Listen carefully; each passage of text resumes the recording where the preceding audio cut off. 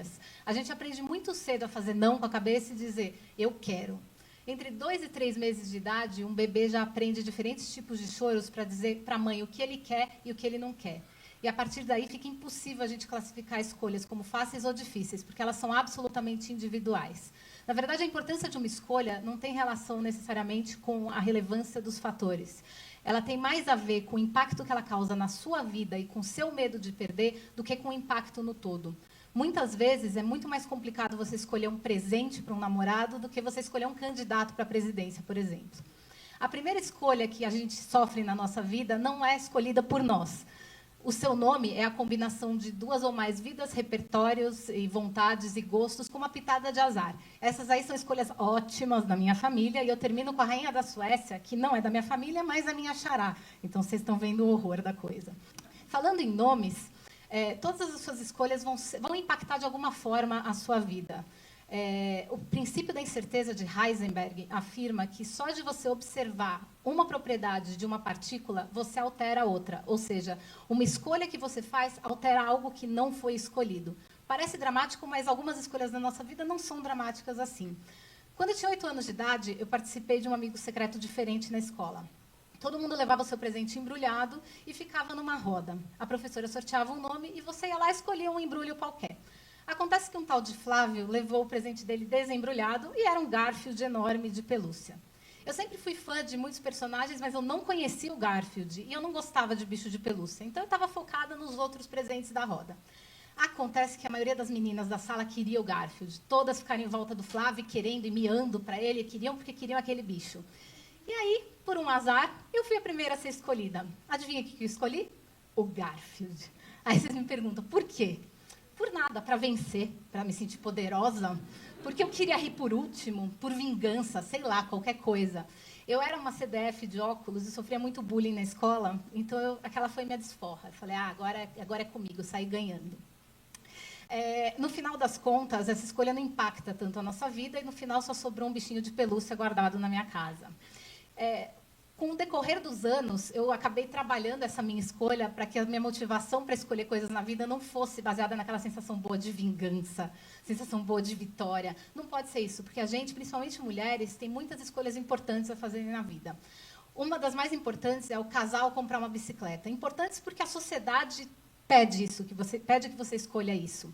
E principalmente se você resolve morar com o seu namorado. Aí ninguém entende você não escolher pagar uma festa enorme para alimentar parentes que você não conhece. Outra escolha importante é a de ter filhos. Até os 36 anos, mais ou menos, está ok você escolher. Quando chega nos 37, as pessoas começam a te olhar com pena, que você falou não.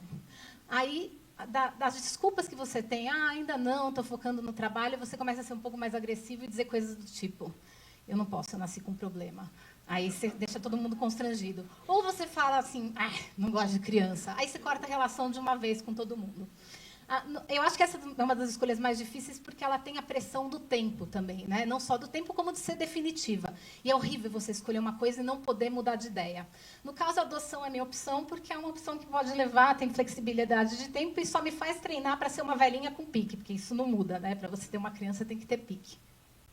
E a pressão do tempo é o que torna essa apresentação difícil, as escolhas da sua vida pesadas e faz com que as pessoas queiram participar delas. Então fica todo mundo assim, e aí, decidiu quando parece que a escolha é importante para você? Foi o que aconteceu comigo no vestibular. Como eu era meio sem foco, eu gostava de fazer muita coisa, todo mundo me pressionava. Eu, criança, eu queria ser caixa de supermercado, gente. Aí depois eu quis ser bailarina, eu quis ser cantora, eu quis ser arqueóloga, eu quis ser roteirista, ortodontista, cirurgiã plástica, desenhista, quadrinista. E tudo isso eu queria ser de fato. Eu procurava informação, eu queria me especializar. Aí eu achei que publicidade englobaria um pouco de tudo isso e fui para a publicidade. Acontece que, como publicitária, eu também perdi um pouco o foco. E aí eu fui atendimento, eu fui redatora, eu fui revisora, eu fui contato comercial. Tudo isso antes de cair no planejamento. Foi bacana para mim, mas me fez também querer olhar, abrir outros horizontes e engajar em outras atividades para me sentir um pouco mais completa. Uma das que eu mais me engajei foi a dança de salão. Eu fui dançarina de salão, competi muito, treinei para ser professora, quase abri uma escola internacional e foi uma época muito bacana. Eu também saí em todas essas revistas masculinas que vocês estão vendo aí, escrevendo sobre perus, linguiças, pimentas e filosofia, tudo para treinar a escrita livre, que era uma coisa que eu sempre senti falta. Para isso também eu fui blogueira, na época que blog não tinha selfie de biquinho, não tinha tutorial de maquiagem, não tinha look do dia.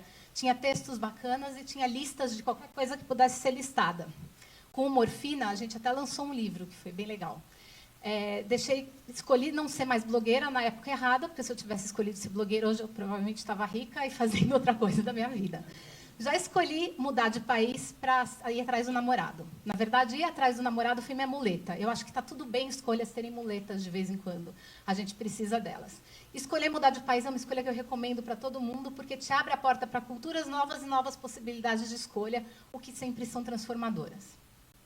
Eu também, quando decidi casar, descobri um talento para flores. E eu abri minha empresa, a Fleur de Pis, que faz decoração floral e faz buquê de noiva. Anos depois eu decidi me separar, mas a empresa continua. O que me leva a crer que algumas escolhas importantes da nossa vida nos levam a outras escolhas importantes. É importante só a gente tomar rédea da nossa vida e saber disso. Por exemplo, eu sempre escolho os meus amigos. Parece bobagem, mas é que no mundo conectado, essas pessoas que estão o tempo todo curtindo, compartilhando, rarrando com você, não são necessariamente seus amigos. Então, é muito importante você escolhê-los. Às vezes, a gente acha que não está fazendo as melhores escolhas, mas só o fato de fazê-las são as certas no momento. E foram elas que me trouxeram aqui para o Google, num time que eu acho certo para mim. Como vocês podem ver, a gente tem uma coisa em comum. Os nossos pais tomaram decisões semelhantes na vida.